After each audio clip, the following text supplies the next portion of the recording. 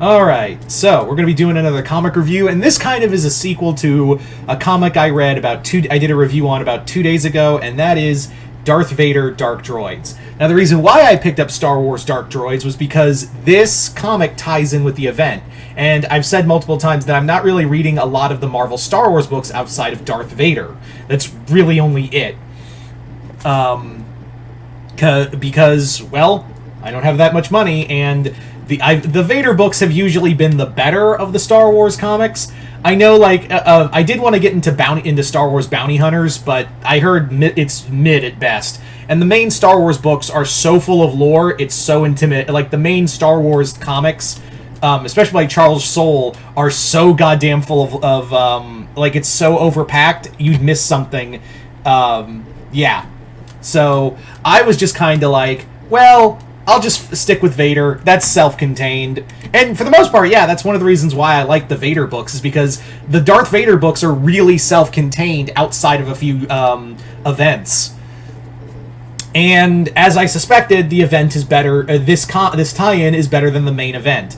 I basically said in my review of Star Wars Dark Droids is that one was kind of mid and more...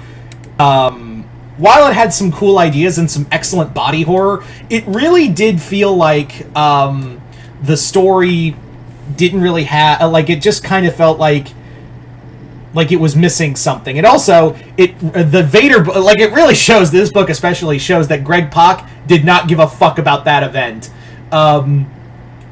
Greg Pak did not give a fuck about that event because there's a direct scene in the event where...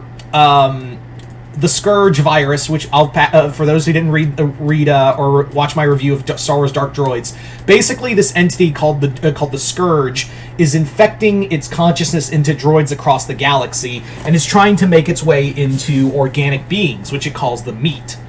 And in order to do this, it believes, in order to gather the Force, it needs someone who is both meat and machine, ergo Darth Vader.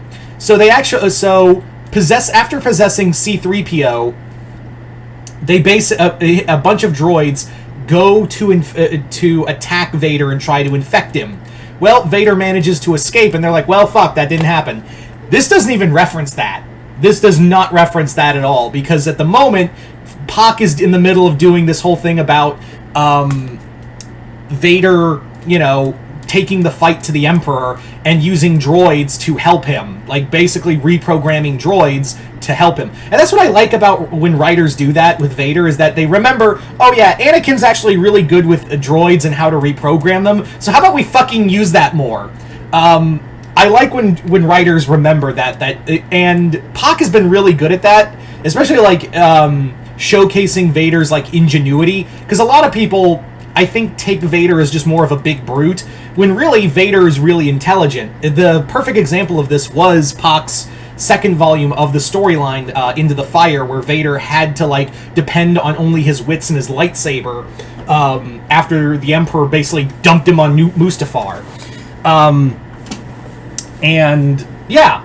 So, also, Vader is also trying to, in this story, Vader's trying to reconnect with the Force, because this thing called the Force Wave hit him and basically, like, messed up his abilities. So after forcing Afra to help him, he basically has these new weapons that he has to depend on, like this big electro staff and a shield that shoots lasers. I'm sure there's an action figure of it somewhere. If not, there will be one soon. Anyway, so like I said, they do not bring up the corrupted C-3PO's attack in the main event. It's it also showcases. Again, I don't think Pak read or cared with the main event. It was just, I'm going to write my own thing. I'm not going to reference, Castle Vader being, on Mustafar being attacked.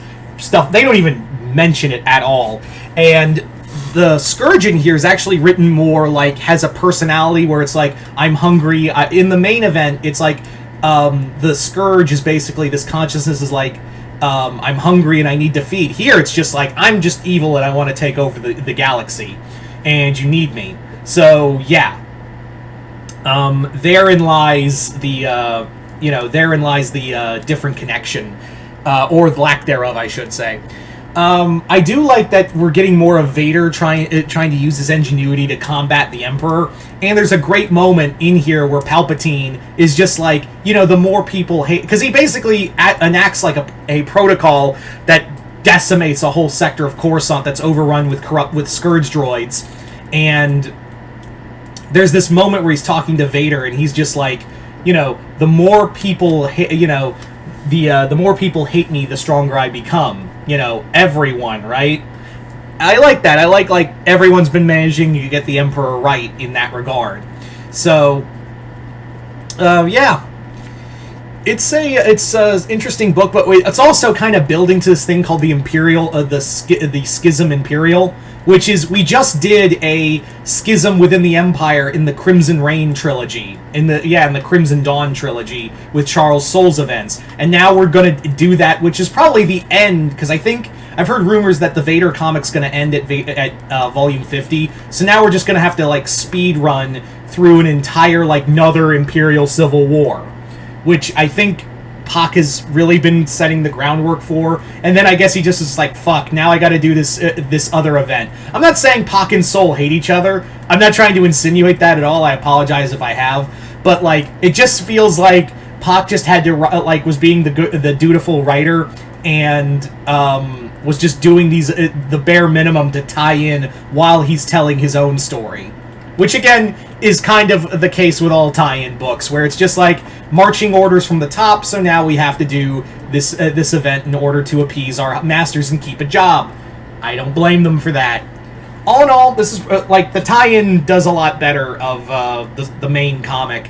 And again, it actually helps with what's going on with Vader and his incoming battle with the Emperor. Although it does make me wonder, with everything that happens in this book, in this entire story, in this entire run of Pac's Vader run, I have to wonder, because we are getting closer, every comic is all drawing closer to the timeline of Return of the Jedi. I'm very curious to see how this will end with Vader and Palpatine getting back, being master and apprentice again, because right now they're at war. We'll see how this all turns out. But anyway, all in all, another good volume, solid volume from Greg Pak. I still say Karen Gillan's Vader is the top dog of Star Wars comics, but that's really hard to compare. So the Pak series has been really good, and I'm curious to see how it all end. Anyway, other than that, if anyone's been reading the Vader books, let me know in the comments below what you guys thought of it. Just comment below, let me know. Other than that, hope you all enjoyed this. I'm Mr. Multiverse. I'll see you next time in the Multiverse.